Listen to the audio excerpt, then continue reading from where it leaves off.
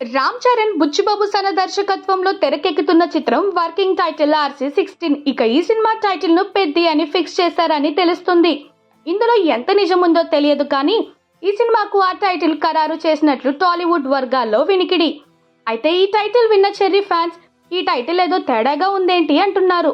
అసలు పెద్ది అంటే ఏంటి, దేనికి పెద్ది, ఇది పాన్ ఇండియా టైటిల్ అస్సలు కాదని కామెంట్స్ చేస్తున్నారు.